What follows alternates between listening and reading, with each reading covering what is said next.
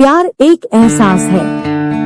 इसी एहसास की आगोश में खोकर लोग रिश्ते बनाते हैं। इन्हें रिलेशनशिप में आई दिक्कतों से डील करने के लिए हम राय लेते हैं। लेकिन क्या हो अगर आपको राय देने वाला ही आपका सच्चा प्यार हो?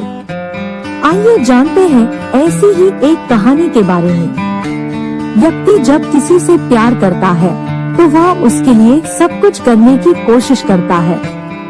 वह अपने आप तक को भूल जाता है, लेकिन कुछ लोग इसकी कदर नहीं करते और अपने ही साथी का फायदा उठाना शुरू कर देते हैं।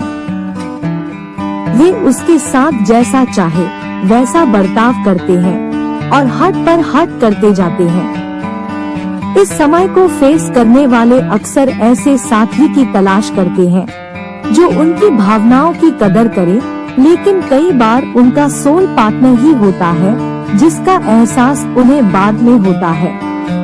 मैं हमेशा से ऐसी लड़की रही हूँ जो रिलेशनशिप में साथी की केयर करना और संभालना जानती है।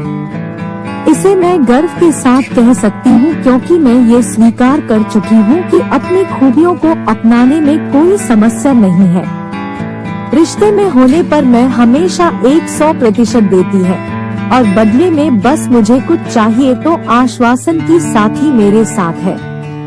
मैं राशि की हूँ, ऐसे में मुझसे और उम्मीद भी क्या की जा सकती है। जब से मैंने डेटिंग, प्यार और रिलेशनशिप का मतलब समझा है, तब से मैं एक से दूसरे रिश्ते में कई बार गई। मैं उनमें से नहीं हूँ जो बोरियत होने पर किसी के साथ इन्वॉल्व हो जाए या उससे उड़ने लगे।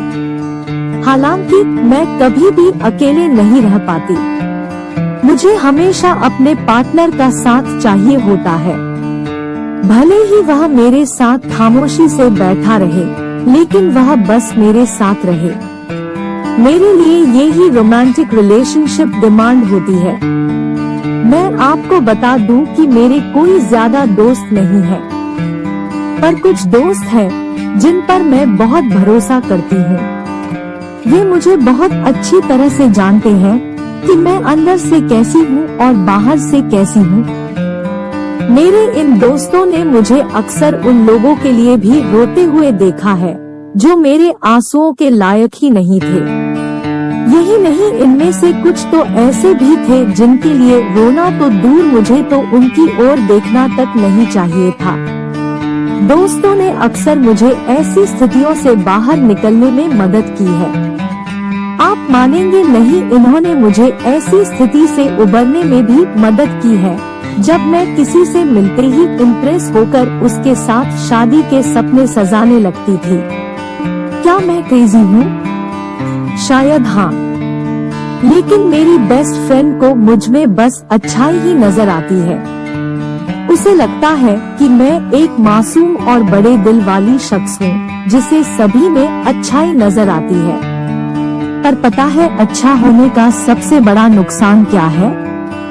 ये कि आप अपनी लाइफ का पूरा कंट्रोल दूसरों के हाथों में रख देते हैं। ऐसे में लोग आपको उस तरह ट्रीट करते हैं जिस तरह वे करना चाहते हैं, ना कि उस तरह जिस तरह आप चाहते हैं।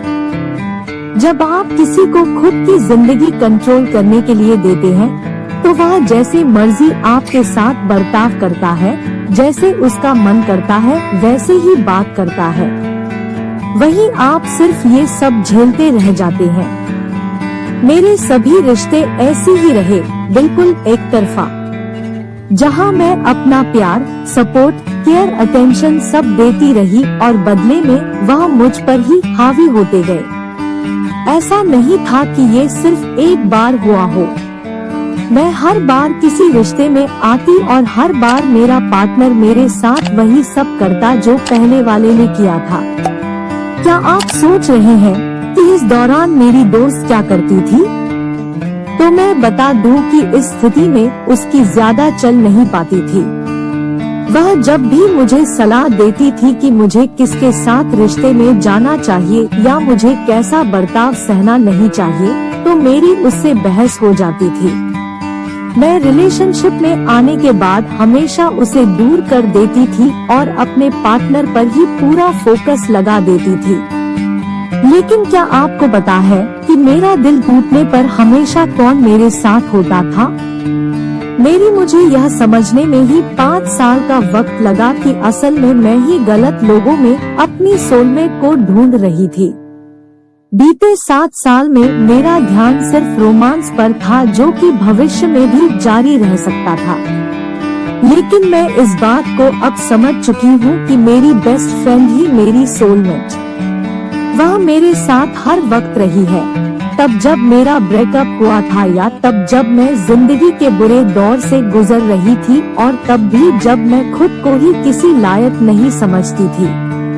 मुझे थोड़ा समय लगा यह समझने में कि मेरी दोस्त मेरी जिंदगी में यूं ही नहीं आई है।